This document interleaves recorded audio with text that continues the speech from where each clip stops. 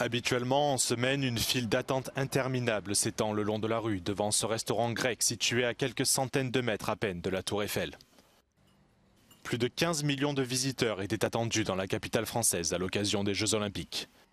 Mais l'afflux annoncé n'a pas eu lieu selon ce restaurateur.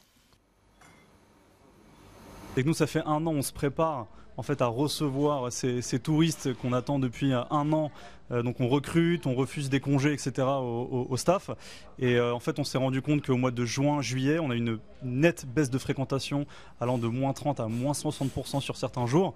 Mais on va dire que depuis le début des épreuves, on a quand même une légère hausse comparée aux saisons précédentes qui permettent quand même de lisser un petit peu cette activité.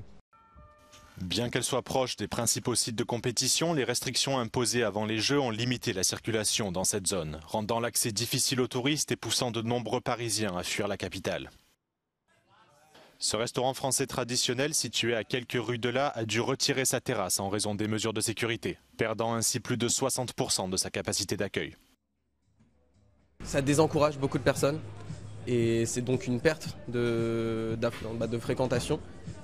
C'est aussi un peu aléatoire, c'est très arbitraire, on ne sait pas comment les zones ont été définies. La différence de terrasse se joue à un trottoir, en face il la possède encore, nous on ne l'a plus. Pour compenser les pertes, le restaurant a augmenté ses prix de 30%. Mais tout le monde ne se plaint pas. Le propriétaire de ce restaurant situé dans le même quartier affirme qu'il n'a pas désempli depuis le début des Jeux d'été. Sur la période en tout cas, depuis l'ouverture des Jeux, par rapport à la même période, il y a une petite hausse de peut-être 20%, peut-être 30% sur certaines journées. Voilà. Après c'est vraiment sur la période des JO. Après précédemment, juin et juillet, il y a une baisse entre 30-40% par rapport à l'année précédente. Voilà. Mais nous en tout cas, la période des Jeux, elle est plutôt positive.